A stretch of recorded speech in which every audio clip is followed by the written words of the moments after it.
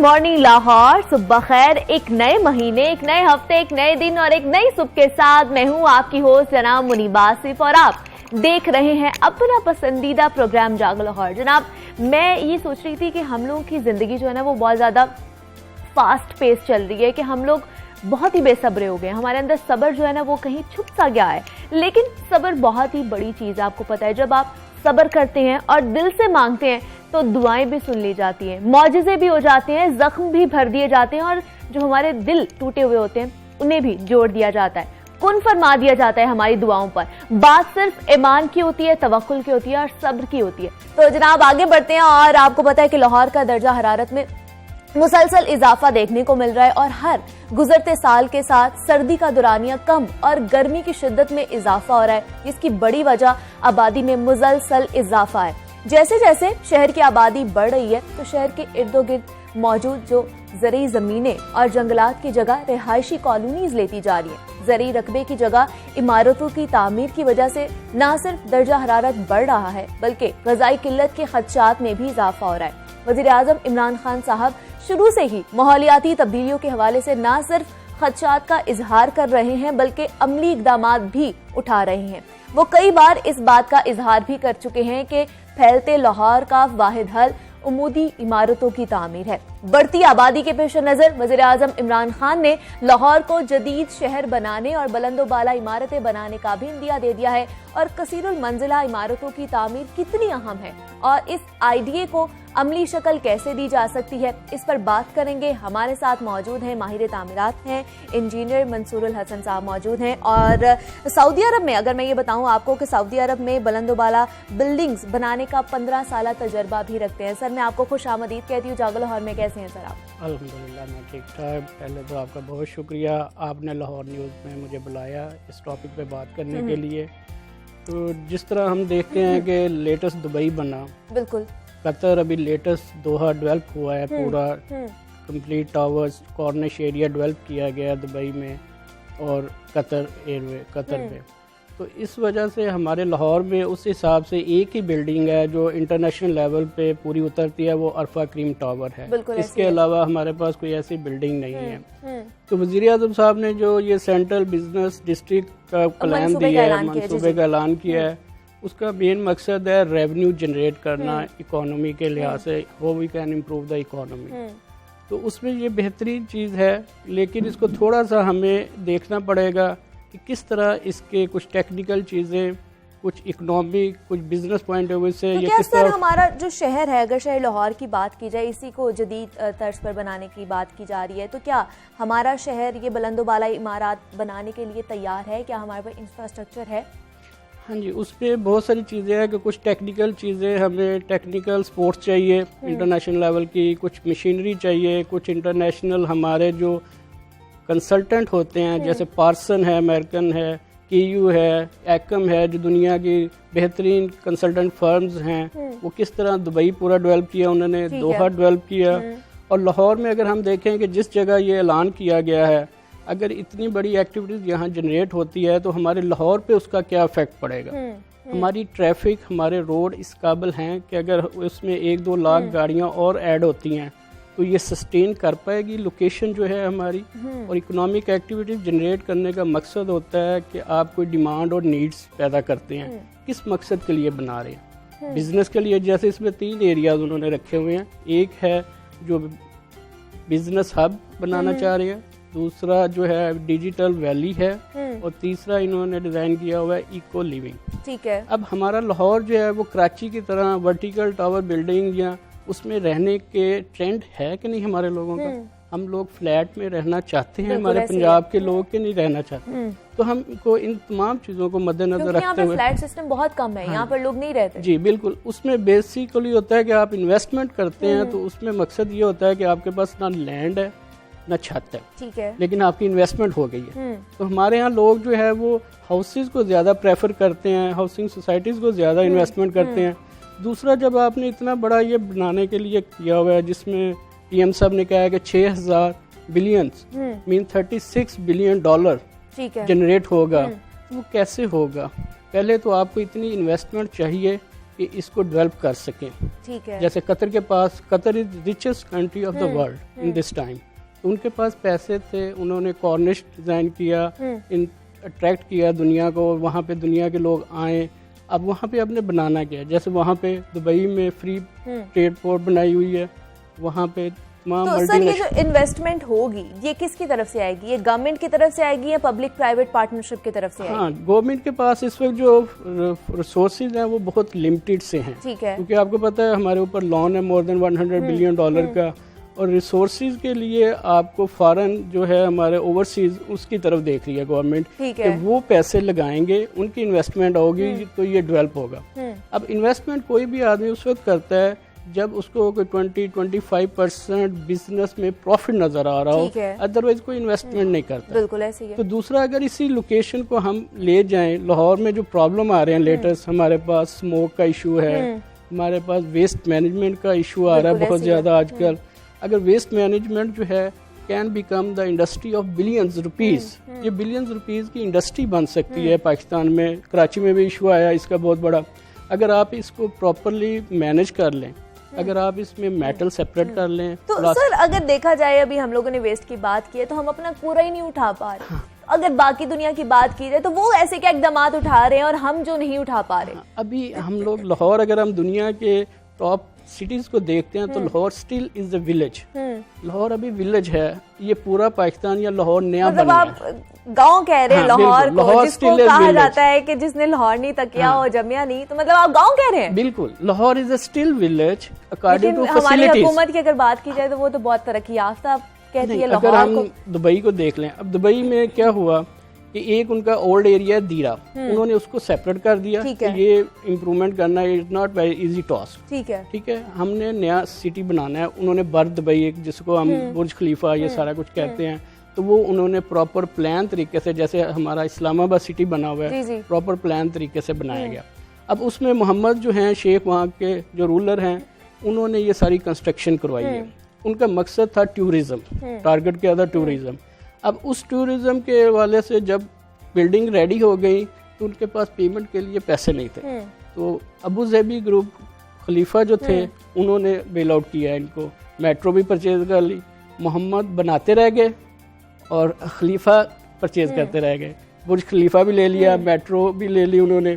तो इसी तरह हमने किस मकसद के लिए बनाना है, हमारे रिसोर्सेज कितने हैं, हम कैसे इसको इकोनॉमी तो सर अगर ये कहा जाए कि आपके कहने का मतलब है कि अगर मौजूदा लाहौर की बात की जाए तो इसमें बुलंद बाला इमारत नहीं बन सकती या पूरे लाहौर को रीडिजाइन करना चाहिए? नहीं, बिल्कुल बन सकती है, आपके पास बहुत सारे और ऑप्शंस हैं। क्योंकि तो क्या पूरे लाहौर को रीडिजाइन करना पड़ेगा? हाँ, नहीं, इसमें बहुत सारी एरियाज है कि इस लाहौर को जो इस वक्त मौजूद है इसको आप ना टच करें। आपके पास मोटरवे इस्लामाबाद है, सियालकोट है, मुल्तान है, आप इसके गिर्द अपने नए सिटीज वर्टिकल टावर बिल्डिंग बना सकते हैं। और उनको बनाने का मकसद है कि किस मकसद के लिए आप बना रहे हैं, उसमें बिजनेस क्या होगा। पहले तो आप दुनिया को, जिस तरह दुबई में तमाम दुनिया की ऑफिसेज हैं, हेड ऑफिस हैं हर मल्टीनेशनल कंपनी में, तो हमें पहले अपनी इकोनॉमी को इम्प्रूव करना है, वेस्ट मैनेजमेंट को, स्मोक आपके यहाँ पे air index level more than 40 हो जाता है, तकरीबन 400 हो जाता है। तो उसमें जो प्रॉब्लम है कि आपके स्टैंडर्ड लिविंग, पानी का इशू आपका आ गया, सीवरेज का इशू आपका आ गया, वेस्ट मैनेजमेंट के इश्यूज हैं, पहले आप बेसिक अपने सोल्यूशन सॉल्व कर लें, उसके बाद हम। तो अगर सर देखा जाए तो कि ऐसी हाई राइज्ड बिल्डिंग बनाने के लिए सिर्फ ऐलानात ही किए जाते हैं या प्रॉपर एक प्लानिंग की भी जरूरत है कि इस पे इम्प्लीमेंटेशन भी हो सके? और क्या आपको नजर आ रही है ये प्लानिंग?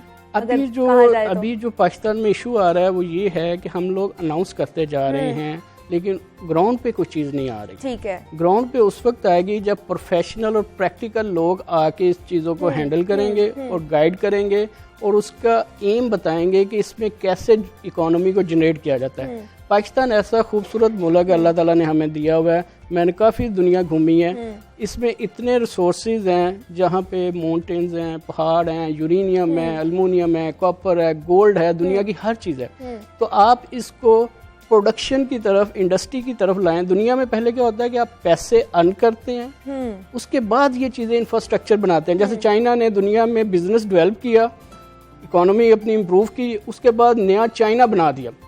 वो चेंज करते रहते हैं हर वक्त। पूरे यूरोप में उस तरह की बिल्डिंग, उस तरह का इन्वायरमेंट नहीं है जो चाइना में। चाइना में भी यही सूरत हाल थी लाहौर की तरह कि इन्वायरमेंट बहुत पोल्यूटेड हो चुका हुआ था। तो सेम उन्होंने सारी चीज़ों को रिवाइज किया, प्रोफेशनल बुलाए और उन सारी चीज़ों को मैनेज किया। आपके पास लाहौर ऑलरेडी बहुत चौक है ट्रैफिक के लिए। आपके पास अगर आप मेजर 2-4 मार्केट्स हैं, आप अपना सेक्रेट, हाई कोर्ट, आपका शाह आलम मार्केट, आपका बिलालगंज, उर्दू बाजार, ये खुली जगह पे ले जाएं, मोटरवे पे अच्छी तरह, जैसे दुनिया में प्लान सिटीज होते हैं वो बनाए होते हैं, ताकि लाहौर इनको भी सब चीजों को रिलोकेट किया जाए ताकि इस पे ट्रैफिक का लोड, पोल्यूशन को, क्योंकि ट्रैफिक का तो बहुत ही ज्यादा मसला है। अगर लाहौर शहर की बात की जाए तो कहीं बाहर आप निकल जाएं तो आपको मोटरसाइकिलें, रिक्शे, गाड़ियां, एक हम उस पे काबू ही नहीं पाया जा रहा हम पे, बिल्कुल ऐसे इस ट्रैफिक पर। अब जो जिस तरह ये सिटी के अंदर एरिया है, जो कलमा चौक के करीब ये लोकेशन है, ओल्ड वार्डन है, साथ इसके नेवी का बहुत बड़ा सेटअप है, तो इसको अगर हम इस तरह पे बना लें जैसे हमारा फोर्ट्रेस स्टेडियम है, ठीक है, इस तरह पे इसको बना लें, क्योंकि इस पे जो अगर उस तरफ इंटरनेशनल लेवल पे बनाते हैं तो इसका ट्रैफिक मैनेजमेंट ही नहीं हो पाएगी, आपसे मैनेज नहीं कर पाएंगे आप ट्रैफिक लोड। ये रोड आपके बहुत छोटे हैं, बाहर जो है वो 6 लेन के रोड होते हैं, हमारे यहाँ उस तरह बड़ा कि लाहौर में रोड ही नहीं है, ऐसी है। तो बहुत सारे प्रॉब्लम आएंगे। आप इसको खुले एरिया में ले जाएं और उसको लिए बिजनेस को पहले जनरेट करें, अपनी इकोनॉमी को इम्प्रूव करें। पाकिस्तान इतना खूबसूरत मुल्क है कि जहां $500 बिलियन की इकोनॉमी डेवलप कर सकते हैं हम लोग with the passage of time through engineering. मुझे बताइए, आपने बाकी ममालिक में भी, बाहर के ममालिक में भी काम किया है, तो यहाँ पर बेसिक बुनियादी मसले क्या हैं ट्रैफिक के हवाले से? आप क्या देखते हैं कि जिसको हम काबू ही नहीं कर पा रहे? देखिए, ट्रैफिक का मैंने जैसे बताया कि आपके एरिया में कोई प्लानिंग ही नहीं है। हम लोग जिस तरह हमारी इंडस्ट्री नहीं प्लान हुई, हमारे एरिया, सिटीज, ट्रैफिक कोई चीज़ प्लान नहीं है। अब आप अगर ट्रैफिक को मैनेज करना है सिर्फ लाहौर, हमने पहले भी कहा था जब ये मेट्रो ऑरेंज लाइन ट्रेन बन रही थी तो हमने कहा था कि आप इसकी बजाय आप कम्प्लेक्स बनाएं, गवर्नमेंट कम्प्लेक्स मोटरवे पे किसी भी एरिया में बना लें। आप वहाँ पे हाई कोर्ट ले जाएं, सेक्रेट ले जाएं, अपनी तमाम बड़ी मार्केट्स ओपन एरिया में ले जाएं। पूरे पंजाब से लोग आते हैं, वहाँ पे आएं और शॉपिंग करें और चले जाएं, जिनका सिटी में आने का कोई तल्लुक नहीं है। तो फिर क्या गवर्नमेंट ने माना नहीं आपकी? गवर्नमेंट ने उस वक्त तो नहीं हुआ कुछ, लेकिन उसका रिजल्ट ये हुआ कि सोल्यूशन कुछ भी नहीं निकला। अभी तक प्रॉब्लम स्टिल देयर। एग्जैक्टली ऐसे ही है, प्रॉब्लम सॉल्व नहीं हुए, लेकिन लोड और आपको इवन सब्सिडी देनी पड़ रही है। इस वक्त 400 बिलियन से ज्यादा आपको ऑरेंज लाइन पे लग गए। 10-12 बिलियन से आप ये सारा कुछ डेवलप कर सकते थे खुले एरिया में और सारे प्रॉब्लम हमारे लाहौर के सॉल्व हो जाने थे। अब स्मोक का एरिया देखे, स्मोक में आपका ट्रैफिक का आ जाता, लोड वोड मैनेज हो जाना था। आपकी इंडस्ट्री बहुत स्कैटर एरिया में सारी विदाउट प्लानिंग है, कायदे-आज़म इंडस्ट्रियल स्टेट है जो सिटी के अंदर आ चुकी हुई है। तो हमें सारी चीज़ों को रीडिज़ाइन करने की ज़रूरत है, जिसकी बेस पे हम इसको मॉडर्न सिटी बना सकते हैं। मतलब अगर कहा जाए कि बेसिक मसला हमारा प्लानिंग का है, प्लानिंग ठीक नहीं होती, क्योंकि हमारे यहाँ जो ब्यूरोक्रेसी है वो उसका एक अपना रोल है, उसकी अपनी कैपेबिलिटी है, उसकी अपनी है। हमें थिंक टैंक और प्रोफेशनल लोग चाहिए जो इन चीज़ों को डील करें और इकोनॉमी को और बिजनेस को कैसे डेवलप किया जा सकता है। पाकिस्तान इतना खूबसूरत, मैंने पहले भी कहा कि यहाँ पे हर चीज़ अवेलेबल अल्लाह ताला के दिया है, सिर्फ हमने डिसाइड करना है। जिस तरह हमने न्यूक्लियर का डिसाइड किया कि हमने ये काम करना है एट एनी कॉस्ट, तो हमने करके दिखा दिया। इसी तरह इकोनॉमी को, जैसे PM साहब का है कि इकोनॉमी इम्प्रूव की जाए, वेल्थ क्रिएट की जाए नेशन की, तो वो जैसे है ना एडम स्मिथ की बुक है वेल्थ ऑफ नेशन, कि दुनिया कौम की दौलत कैसे पैदा की जा सकती है। तो हम तो वो बदकिस्मत लोग हैं जो साल्ट को एज ए ब्रांड और उसके केमिकल को पूरी दुनिया में मार्केट नहीं कर सके, 150 कंट्री के हर घर में नहीं पहुंचा सके, जिसका कोई कंपटीशन नहीं है, हमारी मोनोपोली है। तो हमारे लिए बहुत सारी एरियाज हैं जो इसमें हम इससे ज़्यादा जनरेट कर सकते हैं, 6000 बिलियन से भी कहीं ज़्यादा। सर, अगर देखा जाए तो शहर का एक मास्टर प्लान होता है, और अगर लाहौर शहर के मास्टर प्लान की बात की जाए तो क्या ये प्रैक्टिकल है और क्या इस पे अमल हो सकता है? इस वक्त जो प्रॉब्लम आई है, देखें आपका मुल्तान रोड एक लेवल सेट किया जाता है शहर का, कि उस लेवल पे आपकी बिल्डिंग, आपके घर, सारी प्रॉपर्टी डिस्टर्ब ना। अब मुल्तान रोड बना, मुल्तान रोड की हाइट बहुत ज्यादा कर दी गई, इर्द गिर्द की जितनी सोसाइटीज हैं वो नीचे हो गई, जिसकी वजह से आपके फ्लड, वाटर, बारिश, सीवरेज सारे प्रॉब्लम शुरू हो गए। तो आप इसको जब तक प्रोफेशनल लोगों के हाथ में नहीं देंगे चीजें, उनसे थिंक टैंक बना के उनसे गाइडेंस नहीं लेंगे, तो फिर आप डिसीजन मेकिंग करें तो आप बहुत अच्छे तरीके से इन चीजों को मैनेज तो फिर सिर्फ ऐलानात ही हो सकते हैं, ये कह सकते हैं? फिलहाल ऐलानात ही हैं, लेकिन उनको प्रैक्टिकल किया जा सकता है थ्रू प्रॉपर प्लानिंग। और प्रॉपर प्रैक्टिकल पीपल, जो प्रैक्टिकल लोग हैं जिन्होंने दुनिया देखी है, जिन्होंने दुनिया के डेवलप करवाए हैं सारे चीजें। आपका कतर देखें कितना खूबसूरत बना है, पूरा कतर नया बनाया गया। अगर देखा जाए तो सर बाहर के ममालिक भी इसी तरह निजी सोसाइटीज बन जाती हैं और जिस तरह यहाँ पर बन जाती हैं। नहीं, हम बाहर देखें बगैर गवर्नमेंट की अथॉरिटी और परमिशन के बगैर आप छोटा सा काम भी नहीं शुरू कर सकते। अब जिस तरह हमारे यहाँ ये सोसाइटीज बनी, हमारी एग्रीकल्चर लैंड ले गए वो लोग, वो सारी खत्म हो गई। इसके अलावा जो है हमारी वो स्मॉल लेवल की सोसाइटीज हैं 1-2 एकड़ की, ना वहाँ पे वाटर है, ना सीवरेज है, ना इलेक्ट्रिसिटी है, ना गैस है।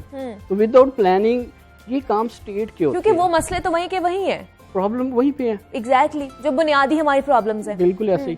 जब तक स्टेट अपना रोल नहीं प्ले करेगी, फ्रंट पे नहीं आएगी, गाइडलाइन नहीं देगी, जो काम स्टेट कर सकती है वो कोई नहीं कर सकता। तो तमाम लोगों को चाहिए कि इसको प्रॉपर तरीके से लाहौर को मॉडर्न सिटी बनाने के लिए और इसको पोल्यूशन से पाक करने के लिए, इसकी ट्रैफिक मैनेज करने के लिए प्रोफेशनल लोगों को बुलाएं, उनके साथ मीटिंग करें, थिंक टैंक बनाएं और इंशाल्लाह हम अपने शहर को बहुत खूबसूरत बना सकते हैं। इसको एग्रीकल्चर कैसे, इसके एरिया में इसकी अब 1,26,00,000 इसकी पॉपुलेशन है। इसके लिए अगर हम सिर्फ ये देखें कि इसकी जो डेयरी प्रोडक्ट है, अगर मिल्क की डिमांड ही देखें तो लाहौर के इर्द गिर्द कोई ऐसा अरेंजमेंट नहीं है, कोई डेयरी फार्म्स नहीं है कि आप मिल्क ही अपने आप को पूरा कर सकें अपने बच्चों के लिए, अपने लोगों के लिए। तो इसी तरह बहुत सारे एरियाज हैं जिसमें हम काम कर सकते हैं। सर हम भी यही कहेंगे कि ऐलानात तो कर दिए जाते हैं लेकिन प्लानिंग करना बहुत ज़्यादा ज़रूरी है और पहले वर्किंग करना बहुत ज़्यादा ज़रूरी है। सर बहुत शुक्रिया आपका कि आपने हमें वक्त दिया। इंजीनियर मंसूरुल हसन साहब हमारे साथ मौजूद थे और हमें बता रहे थे कि जो वज़ीर आज़म साहब का एक प्लान है नया, उन्होंने मंसूबा शुरू किया है हाई राइज्ड बिल्डिंग बनाने का पंजाब में, और ऐलानात तो शुरू कर दिए गए हैं लेकिन उन पे काम करना, उन पे वर्क करना बहुत ज़्यादा ज़रूरी है उससे पहले। तो उम्मीद ही कर सकते हैं कि जो सारे प्रोजेक्ट शुरू हो रहे हैं हम सबको फैसिलिटेट करने के लिए, तो ये हमारे लिए अच्छे साबित हों। अब और भी बहुत सी अच्छी अच्छी बातें, आपने कहीं नहीं जाना, हमारे साथ ही रहना है। मिलते हैं इस छोटी सी ब्रेक के बाद।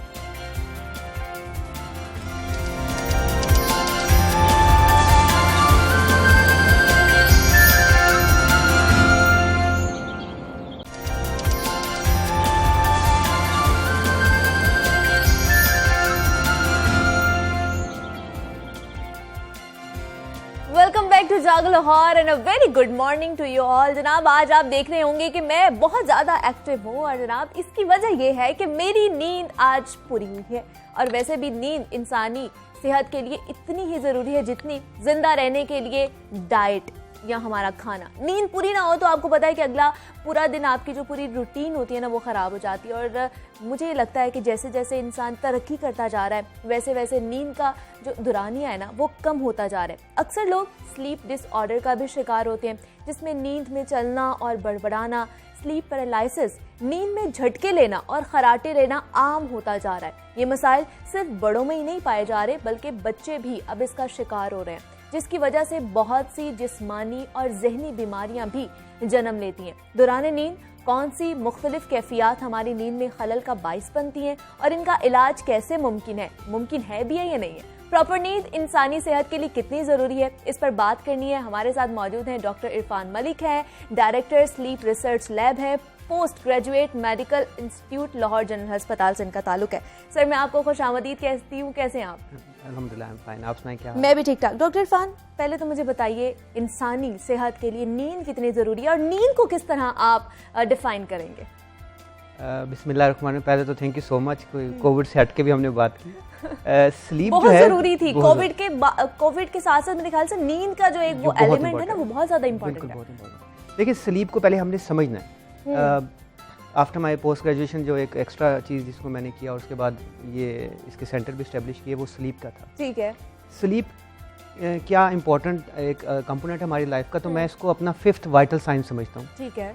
जैसे हम पल्स को देखते हैं, उसका रेट देखते हैं, उसका रिदम देखते हैं, फिर ऑक्सीजन लेवल को देखते हैं, ब्लड प्रेशर को देखते हैं, हार्ट रेट को देखते हैं, तो ये सारी चीज़ें रिदम से चल रही हैं। तो मैंने इसमें 5वां जो एलिमेंट ऐड किया हुआ है वो मेरे ख्याल में स्लीप का है। ठीक है। उसकी वजूहात हैं। स्लीप जो है एक नॉर्मल अडल्ट्स के लिए 6 से 8 घंटे ज़रूरी है और ये एक कांस्टेंट कंटिन्यूस स्लीप है। ये वो स्लीप नहीं जिसमें आपने उठ के व्हाट्सएप या सोशल मीडिया को अपडेट भी करना है। सो ये अगर आपकी 6 से 8 घंटे की नींद पूरी नहीं है तो आपकी होल बॉडी एक्टिविटी सारा दिन रही है उसमें जो ट्रबल शूटिंग आपने की है उसकी मेमोरी में जो उसकी रिकैपिटलाइजेशन है कि वो मेमोरी में इनग्रेव नहीं होगी, आपकी होल बॉडी रिलैक्स नहीं होगी, और आपके बहुत से ऐसे ट्रबल्स होते हैं जो जब तक आप डीप स्लीप पे नहीं जाते आप उसका सोल्यूशन नहीं फाइंड कर सकते। सो ये एक अडल्ट के लिए बहुत ज़रूरी है, और ये नींद बड़े होते होते कम होना शुरू हो जाती है, 6 to 8 आवर हो जाती है। बच्चों में इसका दुरानिया 14 से 16 घंटे होता है, और ये पहले साल उसके बाद ये बढ़ती बढ़ती इतनी हो जाती है। ऐसा क्या था कि और कितना अरसा हम सो के गुजारते हैं भाई। किसी भी शख्स का एट एनी टाइम जब आप उसकी एज का कंपैरिजन करेंगे, एडल्ट की मैं बात कर रहा हूँ, तो 1/3 टाइम 1/3 ऑफ द टाइम वो सो के गुजारता है। ठीक है। तो ये क्यों इतना इंपॉर्टेंट है? 1/3 टाइम बहुत ज्यादा होता है। 60 है। ईयर्स का मतलब है हम 20 साल सो के गुजारते हैं। तो इससे इसकी इंपॉर्टेंस समझे। लेकिन जब हम प्रॉपरली स्लीप लेते हैं तो हमारे वो सारे हार्मोन जो सारा दिन एक्टिवेट रहते हैं वो रिलैक्स होते हैं। जो हमारी मशीन चलती रहती है वो सारी रिलैक्स भी तो होना होता है उसमें। इनकी बाकी बातें एक तरफ, ये आपकी ये इम्यूनिटी बूस्टर भी है। अगर आप अच्छी स्लीप लेते हैं तो आपकी कुव्वत मुदाफ़त फॉर अदर डिजीज बेहतर हो जाती है। बिल्कुल। आपका डिप्रेशन कम हो जाता है, लोगों का ब्लड प्रेशर बेहतर हो जाता है। लेकिन ये प्रॉपर स्लीप हमें चाहिए। अनफॉर्चुनेटली जिस तरह मॉडर्नाइजेशन हो रही है, हमने स्लीप को we take it as a granted कि यार ठीक है, जितने 2 घंटे आगे सो गए फिर सुबह दोबारा चलना है। तो ये सबसे इंपॉर्टेंट फैक्टर मैं समझता हूँ है हमारी लाइफ में, जिसकी वजह से हम चिड़चिड़ेपन का भी शिकार हैं, हमें डिप्रेशन भी है, और भी बीमारियां जो कि हमारे साथ चल रही हैं वो इसकी वजह से बढ़ रही हैं। तो मुझे डॉक्टर इरफान बताइए, आप कह रहे हैं कि हमें एक डीप स्लीप चाहिए, लेकिन बहुत से लोग ऐसे भी हैं जो सोते 5-6 घंटे हैं लेकिन वो दरमियान में उठ भी जाते हैं, उन्हें वो प्रॉपर नींद नहीं आती जो आनी चाहिए। ऐसा क्यों है? देखिए, एक तो स्लीप हाइजीन होती है, एक वर्ड यूज जैसे हम हैंड हाइजीन की बात करते हैं, इस तरह स्लीप हाइजीन भी है। स्लीप हाइजीन से हमारी मुराद ये है कि क्वालिटी ऑफ स्लीप कैसी है। उस क्वालिटी ऑफ स्लीप को इम्प्रूव करने से पहले कुछ प्री रेक्विजिट हैं। Like what are the prerequisite? एक शख्स अगर किसी बेड पे सोता है तो वो बेड सोने के लिए, ना कि वो खाने के लिए, ना कि वहाँ उस पे बैठ के ऑफिस वर्क करने। ठीक है। सो हम जब भी बेड पे जाएं तो हम सिर्फ सोने के लिए ही जाएं। अगर हमें नींद नहीं आ रही तो हमें बेड से उठ के किसी काम में लग जाना चाहिए। एक तो हमें ये कंसेप्ट देखना चाहिए। फिर हमारा जो कमरा है उसका एक टेम्परेचर, एटमॉस्फेरिक टेम्परेचर हो, ना ज्यादा कोल्ड हो ना ज्यादा वार्म हो।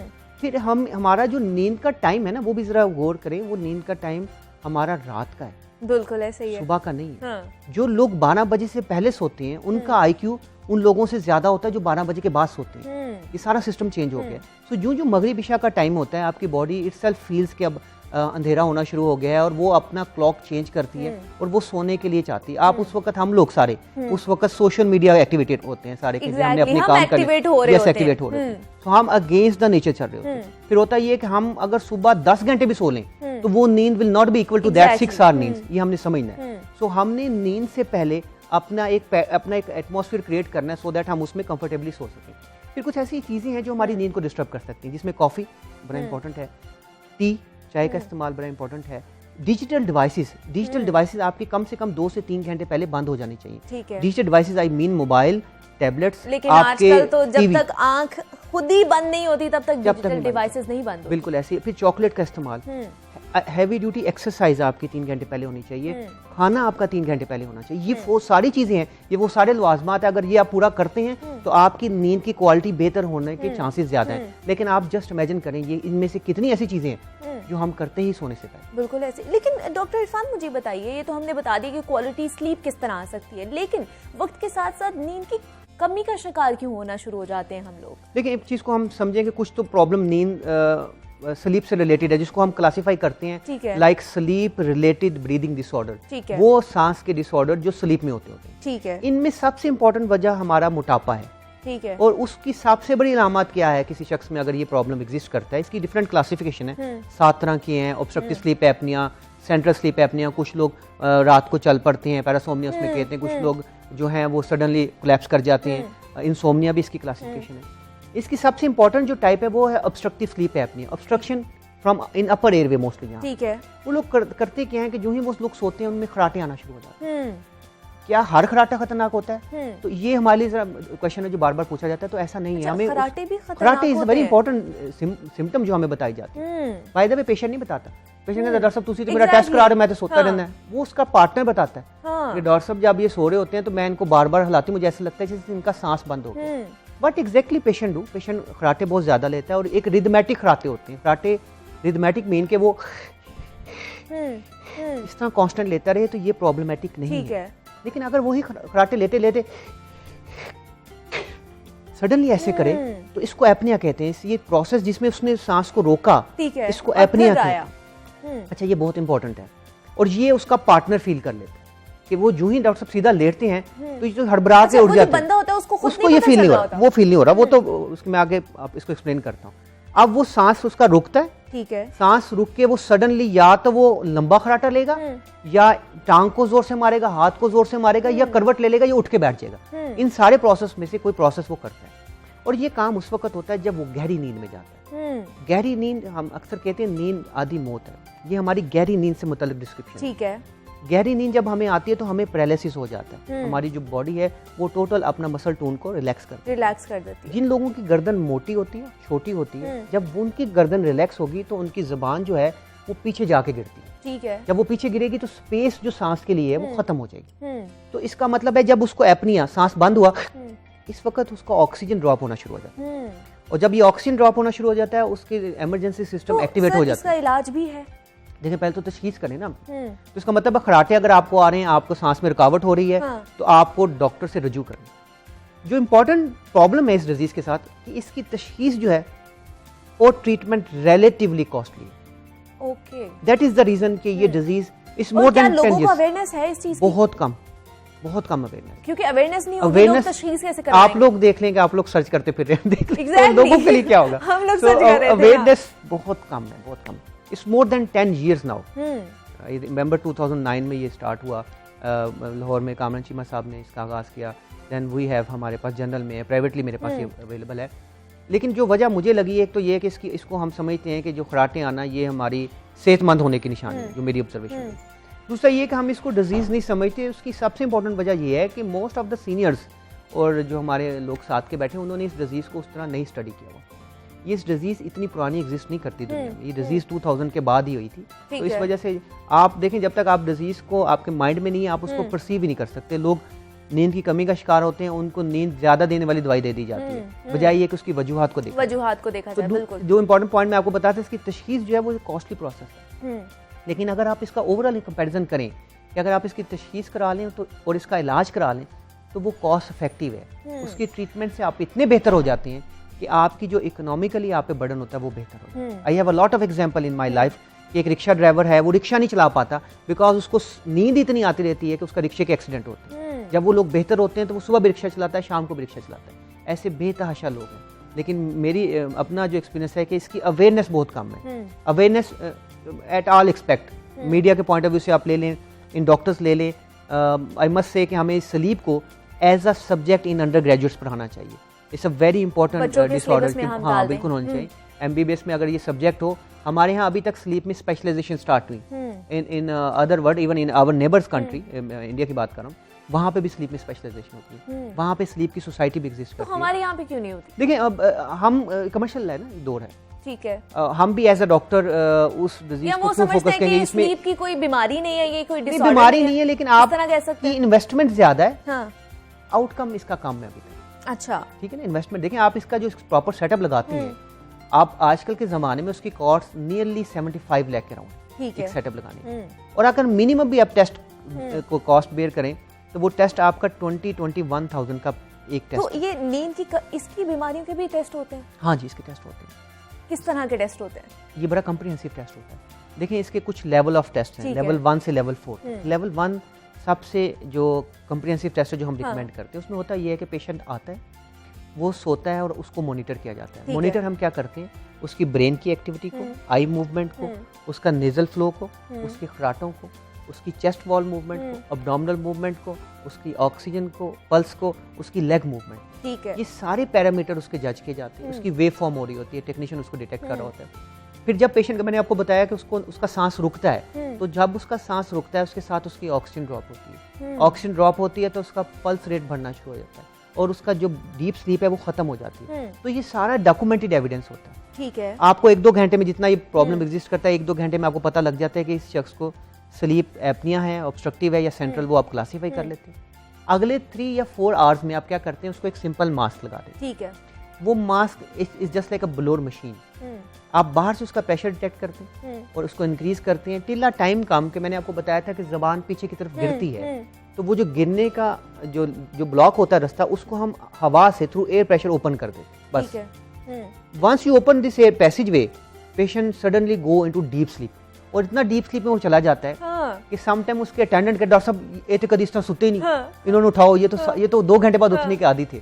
तो ये वो टाइम होता है जब वो गहरी नींद में चला जाता है, और आप बिलीव मी कि वो अगले दिन कहता है डॉक्टर साहब, वो बल्कि मुरीद हो जाते हैं कि मेरी दुनिया बदल गई, इतने लोग बेहतर हो जाते हैं। लेकिन अनफॉर्चुनेटली इसकी अवेयरनेस ना होने की वजह से, फिर थोड़ा कॉस्ट ज़्यादा होने की वजह से लोग इस तरफ काम आते हैं। तो क्या एज फैक्टर पे भी है ये कि नींद ना आना?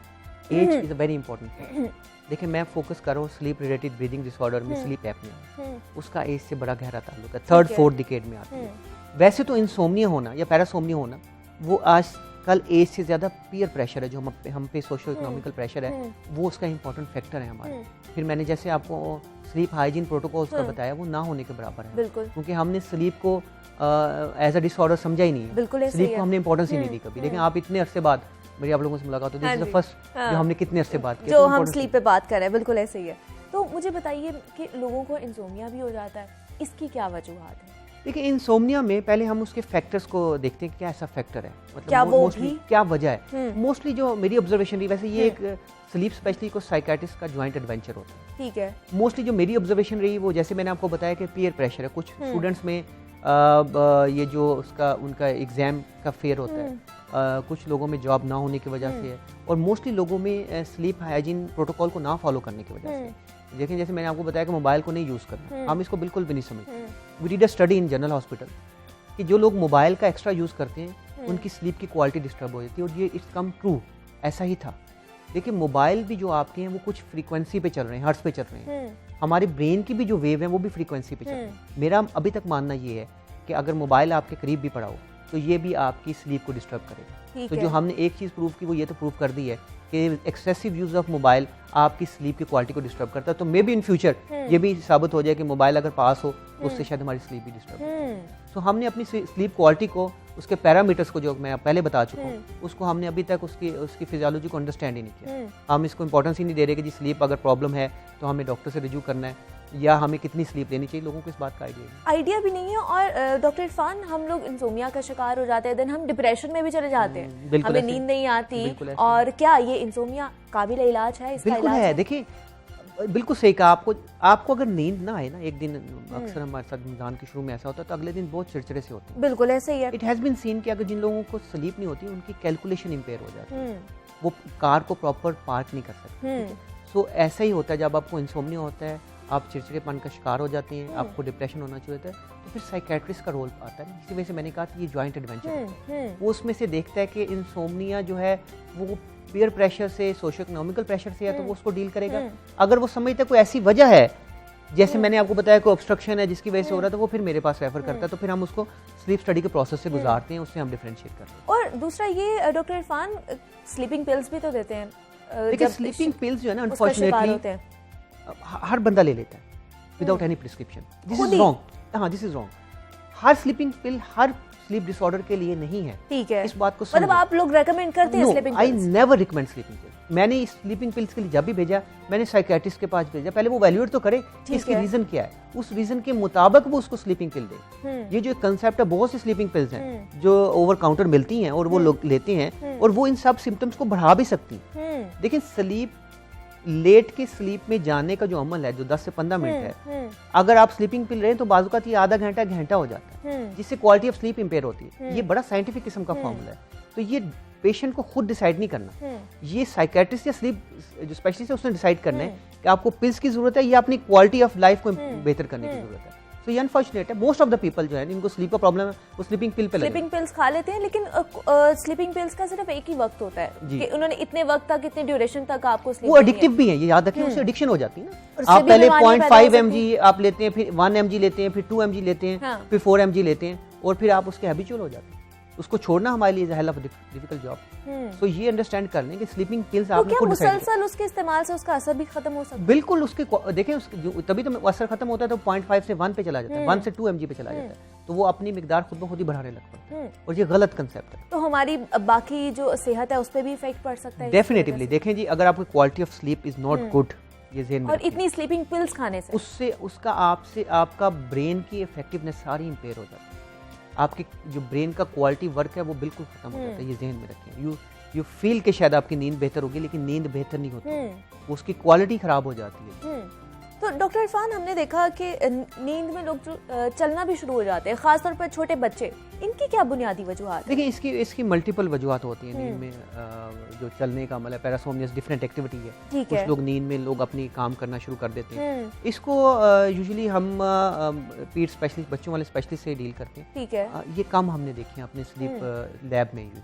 जो हमने स्लीप लैब में ज़्यादा इश्यूज देखे वो लोगों के अनयूजुअल मूवमेंट करना है, यानी कुछ लोग अपना जो उनका ऑक्यूपेशन है वो वाला काम करना शुरू कर देते हैं। उसमें वजह उनकी बाजार यही होती है कि वो डीप स्लीप में नहीं जा पाते, और जब आप उनको ट्रीट करते हैं तो उससे वो बेहतर हो जाते हैं। ट्रीटमेंट हमारी डिवाइसेस के फॉर्म में भी होती है, कुछ मेडिकल फॉर्म में भी होती है। तो क्या ट्रीटमेंट कितनी देर होता है, कितना ड्यूरेशन होता है ट्रीटमेंट का? देखिए, मैं अपने आप को लिमिट करूं, अगर ऑब्स्ट्रक्टिव स्लीप एपनिया जो मैंने शुरू में आपको बताया, तो ऑब्स्ट्रक्टिव स्लीप एपनिया जो होता है उसकी मेन वजह ओबेसिटी। ठीक है। ओबेसिटी की वजह से किसी भी शख्स का अगर मेल का नेक कॉलर साइज 17.5 से ज्यादा है या फीमेल का 16 इंच से ज्यादा है, तो वो प्रोन है कि उनमें स्लीप एपनिया होती है। तो इसका मतलब है आपने अपनी ओबेसिटी को रिड्यूस करना। ठीक है। अगर आप अपनी ओबेसिटी को सिग्निफिकेंटली रिड्यूस करते हैं, वो जो मशीन हमने आपको दी है वो मशीन उतर सकती है, लेकिन यूजुअली ये मशीन फॉर लाइफ चलती है। तो हमें अगर वैसे इससे निकल कर बात की जाए तो हमें क्या आप सजेस्ट करेंगे नींद के हवाले से कि हमें अपना लाइफस्टाइल किस तरह का बना लेना चाहिए? देखिए, ये क्योंकि लाइफस्टाइल भी हमारा बहुत मैंने आपको पहले बताया कि देखिए सबसे इम्पोर्टेंट जो रोल मैं समझता हूँ इसमें जो हमें ख़राब करा वो हमारा सोशल मीडिया पे 24 आवर अपने आप को एक्टिवेट रखना। हमने सोशल मीडिया ने हमें सोशली कट ऑफ कर दिया, जो मैं यूजुअली समझता हूँ। हम बजाय वो टाइम जो अपनी फैमिली में देना चाहिए वो सोशल मीडिया में स्टेटस दे रहे होते हैं। बिल्कुल ऐसे तो अपनी डिजिटल डिवाइस को सोने से 3 घंटे पहले बंद करने का कंसेप्ट बना लें। बेड पे सिर्फ सोने के लिए आए। आपके कमरे का जो टेम्परेचर है और जो माहौल है वो स्लीप के मुताबिक कोऑर्डिनेट करें। ठीक है। आपको 12 बजे से पहले सोना है। सोने से पहले कॉफ़ी, टी, चॉकलेट और हैवी मील आपने कतन नहीं लेना। और यूजुअली कोशिश करें कि रिलैक्स करें अपने आप को, और ये रूटीन बनाने में टाइम लगता है, तो होपफुली आपकी स्लीप की क्वालिटी बेहतर हो। ठीक है डॉक्टर इरफान मलिक, बहुत शुक्रिया आपका कि आपने हमें वक्त दिया और इस टॉपिक पर हमने बात की है, क्योंकि ये बहुत ही ज़्यादा डिस्टर्बिंग टॉपिक भी है और हर छोटा बड़ा इस चीज़ से, स्लीप डिसऑर्डर्स का शिकार भी है। तो इस पे बात करना बहुत ज़्यादा ज़रूरी थी और हमें रिक्वेस्ट भी आ रही थी कि अब इस पे भी बात की जाए, तो आज हमने बात कर लिया और डॉक्टर इरफान ने हमें बहुत अच्छी अच्छी टिप्स भी दी हैं। तो उम्मीद करती हूँ कि आपको उनसे बहुत ही ज़्यादा फ़ायदा भी हुआ होगा। वक्त तो है छोटी सी ब्रेक का, मिलते हैं छोटी सी ब्रेक के बाद।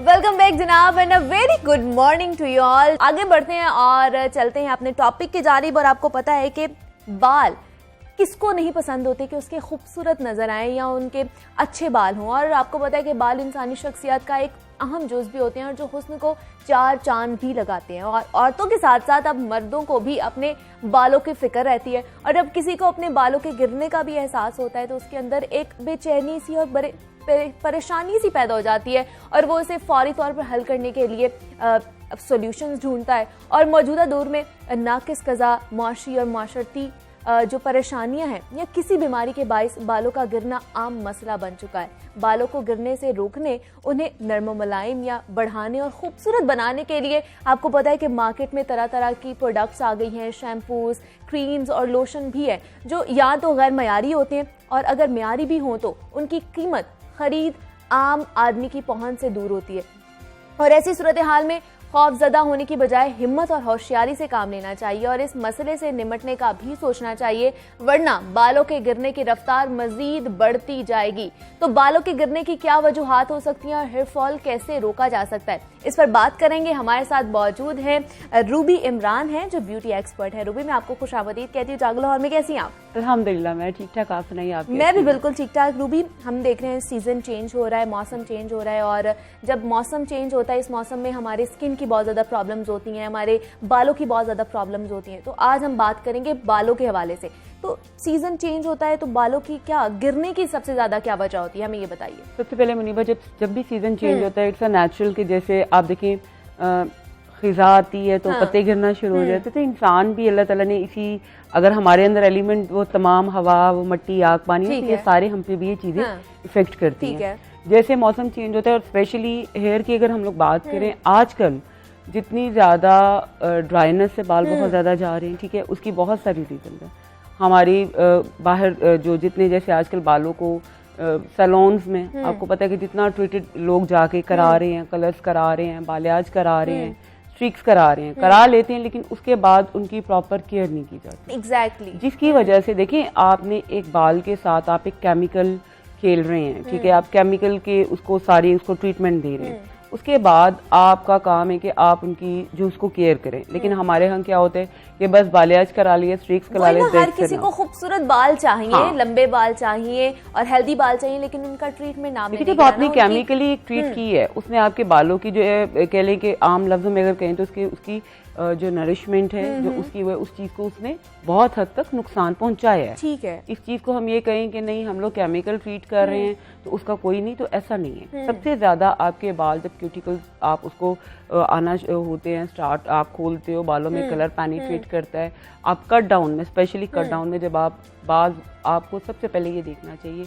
कि आपका बाल किस पोजीशन में है, ठीक है। हमारे यहाँ अमूमन सैलून्स में भी बहुत सारे ब्यूटिशियंस को ये नहीं पता होता, या कह लें कि लैक ऑफ नॉलेज कह लें, प्रॉपर एक उसकी उस पर एजुकेशन नहीं लेते हैं। जिस तरह देखें, बाल भी एक पूरी साइंस है। एग्जैक्टली, उसको भी पूरा पढ़ा जाता है, उसको स्टडी की जाती है कि उस पे कितना क्या करना है। अब उनको आप अक्सर आपके पास क्लाइंट्स आएंगे, वो कहेंगे जी हमें फलां कलर चाहिए, ये फलां। हम लोग ये हमें देखना होता है कि भाई इसका बाल इस हद तक केमिकल को बर्दाश्त कर सकेगा, कट डाउन को बर्दाश्त कर सकेगा। अब अक्सर यही होता है कि कराने जाते हैं, लेकिन जब वो स्ट्रीक्स के बाद आते हैं, इतने बाल हैं तो इतने रह जाते, इतने तो इतने, इसकी बहुत सारी रीजन हैं। उसमें अगर हम लोग अपने सैलून्स पे आ जाएं तो ये बहुत ज़्यादा एक है कि देखना चाहिए कि आपकी प्रोडक्ट की किस क्वालिटी की आप यूज़ कर रहे हो, ठीक है, आप माइल्ड यूज़ कर रहे हो, नहीं कर रहे हो, आप एकदम हाई। तो ये जो मुझे आप बता रही हैं रूबी, ये जो कस्टमर्स हैं उनको चीजें नहीं पता होती हैं, जो कर रहे होते हैं उनको भी नहीं पता होती। मुनी भाई ये दोनों पे डिपेंड करता है। अच्छा, लेकिन आजकल अगर आप बात करें, देखिए सोशल मीडिया का दौर है, आज क्लाइंट को बहुत ज्यादा अवेयरनेस है। आप अगर बात करें पहले की और आज की कंपैरेटिवली, लेकिन बहुत ज्यादा फर्क है, लोगों में अवेयरनेस है, लोग आते भी हैं, पूछते भी है, अपने सामने क्लाइंट कराता भी है, देखता भी है, लेकिन समटाइम सैलून वालों को भी उतना उन चीज़ों की नॉलेज कह लें या अवेयरनेस कह लें, या ये कह लें कि वो अपनी बचत करने के चक्करों में कस्टमर्स के बालों के साथ अक्सर लोग खेल जाते हैं और उसके बाद फिर बाल गिरना भी शुरू हो जाते हैं। डेफिनेटली देखिए, आपने एक चीज को एक लिमिट से ज्यादा अगर आप उसके साथ, जैसे आपकी स्किन है ऐसे ही बाल है, आपके नेल्स, आपके बाल और आपकी स्किन, ये तीनों समझ ले एक ही उसमें फॉर्म में आते हैं। आपने अक्सर सुना होगा कि जी लहसुन लगाए नेल्स पे तो नेल्स बनते हैं उनकी एक्सटेंशन के लिए। अब आपको मैं बताऊं कि लहसुन का अगर आप ऑयल अपने रूट्स के लिए अगर लगाएं, जिनको स्पेशली आपने बात की हेयर फॉल के लिए, उनके लिए बेस्टेस्ट ये रेमेडी है। अच्छा, ठीक है, बाल को अगर अपनी ग्रो आप उसमें बालों की नरिशमेंट के लिए, जैसे आपने जनरली भी आपने बालों को केमिकल ट्रीटमेंट नहीं कराया, लेकिन आप बाहर जाते हैं आलूदगी की वजह से आपकी स्कैल्प पे एक लेयर बन जाती है, ठीक है, जिसकी वजह से बालों को प्रॉपर के लिए ऑक्सीजन नहीं मिलती है, प्रॉपर एक वो ट्रीटमेंट या वो चीज़ उसको नहीं मिल रही। उसके लिए स्पेशली ये है कि आप घरेलू तौर पर बहुत से ऐसे टॉनिक्स बना सकते हैं, अगर बालों बाहर के आप मास्क नहीं लगा जा सकते हैं, बिल्कुल ट्रीटमेंट लेने नहीं जा सकते। और देखिए नो डाउट कि आजकल जो बाजार में जितने भी मार्केट्स में प्रोटीन मास्क ये सब चीज़ें, लेकिन कभी आप उनकी इंग्रेडिएंट्स में जाएं जिनको बहुत ज़्यादा किया जाता है, उसमें स्पेशली ऑयल, एग्स, ये वो सारी चीज़ें इंक्लूडेड होती है। तो वो क्यों ना आप घरेलू तौर पे आप ऑर्गेनिक उसमें चीज़ों में आके उनको बेहतर अंदाज में ऑर्गेनिक भी हो जाएंगी, आप खुद कर भी लेंगे और दूसरा आपकी बचत भी हो जाएगी। एक ये बहुत है क्योंकि अगर मार्केट में हम जाते हैं ऐसे मास्क लेने या कुछ ऐसी प्रोडक्ट्स लेने हेयर फॉल या हेयर्स के हवाले से, बहुत एक्सपेंसिव होती हैं। बिल्कुल ऐसे ही है, बिल्कुल ऐसे है। और फिर उसमें आपको नहीं पता कि उन्होंने किस क्या है क्या नहीं है, या जस्ट एक उसमें केमिकल है भी नहीं है, हम नहीं जानते। बिल्कुल ऐसे ही है। अब आपने अगर बात की है जैसे कि जी बाल अगर आपके ड्राई हो रहे हैं, बड़ा एक सिंपल सा है, आप अंडे की जर्दी को लेके, अब ये भी मैं आपको बताऊं कि अब अगर आपने बाल केमिकल ब्लीच किए हुए या आपके बाल स्ट्रीक्स में है, तो आप कभी भी आप बालों में दही ना लगाएं। लोगों को ये नहीं, उसमें लैक्टिक एसिड है जो फौरन बालों को आप देखें कि वो जैसे वो चिपक से जाते हैं, चिमर से जाते हैं, आप उससे अच्छा है, उससे बेहतरीन है कि आप बालों में अगर आपने करना भी है और थोड़ा सा दूध ले लें। बेस्ट है कि अगर वो कच्चा हो, ठीक है, आप थोड़ा सा दूध लेके थोड़ा सा उसमें सिंपली अगर आप कॉटन लेके उसको अपने रूट्स में अप्लाई कर लें, ठीक है, थोड़ी देर बाद आप वॉश कर लें, वो भी आपके बालों के लिए बेहतरीन, आपके बालों को वो नरिश करता है। छोटी छोटी उसमें चीजें हैं, छोटे छोटे बिल्कुल रेमेडीज कह ले जो आप घर में बैठकर कर सकते हैं। और दूसरा ये रूबी आजकल डेंड्रफ बहुत ज्यादा है, इसकी क्या उम्मीद? उसकी सबसे पहले वजह आपकी ग़िज़ा। देखिए आपने पानी की या कमी, तो मर्द हो या औरत हो, दोनों में बहुत देखिए आदमी को थोड़ा सा इसलिए भी कह सकते हैं कि जैसे वो बाहर जाते हैं, बाइक्स पे जाते हैं, हेलमेट वगैरह में आपको पता है स्वेटिंग होती है, ये बहुत सारी रीजन है, ठीक है। अब अक्सर जैसे खवातीन को मैं कहती हूँ जो हिजाब करने वाली भी है, कोशिश करें आप मलमल के उससे करें, रेशमी उससे मत करें, क्योंकि जितनी बालों में अंदर वो होगा, पसीना आएगा, आपके बालों के पोर्स उतने बंद होंगे, ऑक्सीजन नहीं मिलेगी, इस वजह से भी डेंड्रफ बहुत ज्यादा होती है। सेकेंडली अगर आप ग़िज़ा की तरफ आ जाए, ठीक है, हमारे यहाँ पानी का इस्तेमाल बहुत कम किया आप ये कह लें, वो कहेंगे जी हमने पी तो लिया है, आपने वो फ्रीजी ड्रिंक्स ये वो सारा उसमें कर रहे हो, नहीं, आप अपना एक वो देखो कि जिस तरह एक दरख्त को पानी की जरूरत है, इंसान के बालों को भी ऐसे ही पानी की बहुत जरूरत है। तो ये थोड़ा सा ग़िज़ा में आए आप अपने, ठीक है, आप देखें ज्यादा जो ग्रीन वेजिटेबल्स हैं, आयरन, जिंक, इन चीजों पे आप ज्यादा जाएं, जो आपके बालों की मेन ग़िज़ा है। जो अगर आप अपने बालों को देखें, इंसान स्किन की तरफ हमें हर तरफ रहता है, लेकिन आप नेचुरली देखिएगा कि कई लोग अगर उनकी स्किन डैमेज या इतनी अच्छी उसमें ग्लोइंग में नहीं, आप देखिएगा उनके बाल भी नहीं होंगे, उनके नेल्स में भी। ये तीनों चीजें कह लें कि एक ही चैनल में और एक ही उसमें जो है ये चीजों में आती है। तो उसके लिए वही वाली मैं बात हमेशा कहती हूँ कि सबसे पहले इंटरनली, ठीक है, आप ज्यादा आयरन वाली लें।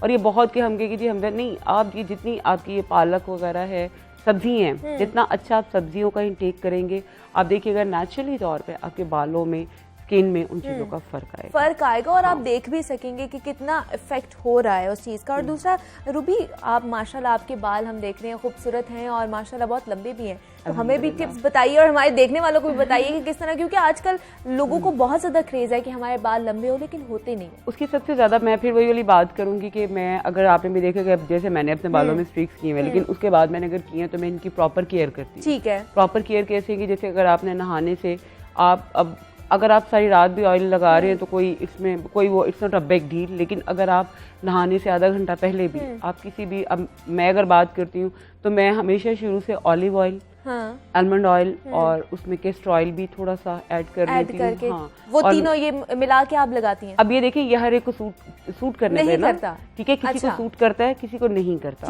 ठीक है। अब हर एक का एक अपना एक उसमें जाता है, लेकिन कोकोनट आई थिंक वो वाहिद ऑयल है जो मेरे ख्याल में सबको सूट कर जाता है। और आपके बालों के लिए आप ऑलिव ऑयल है या कोकोनट है, ये दोनों चीजें कैसे ऑयल ऐसे अल्लाह ताला ने इनमें खासियत है जो आपके बालों को बहुत ज्यादा नरिश करते हैं। वाइट ये जो ग्रे हेयर्स हो जाते हैं कि कलरिंग ज्यादा कराने की वजह से होते हैं या इसका बिल्कुल इससे भी होता है, ये भी होता है। हमें ये नहीं, मेटालिक नॉन मेटालिक कलर्स बहुत ज्यादा ये डिपेंड करते हैं। अगर हम ये कहें कि नहीं होता तो होता है। अब ठीक है, किसी में हम बहुत भी माइल्ड लोग हम कहेंगे जी बहुत कम अमोनिया की उसमें मिकदार है, उसके बगैर पॉसिबल ही नहीं है ना। एक बालों ने अपना एक वो कलर, अपनी उसकी पिगमेंट्स को काट के उसने उसके ऊपर वो आप उसमें उसको वो बॉन्ड कर रहे हो कलर को, तो ये पॉसिबल नहीं है, ठीक है।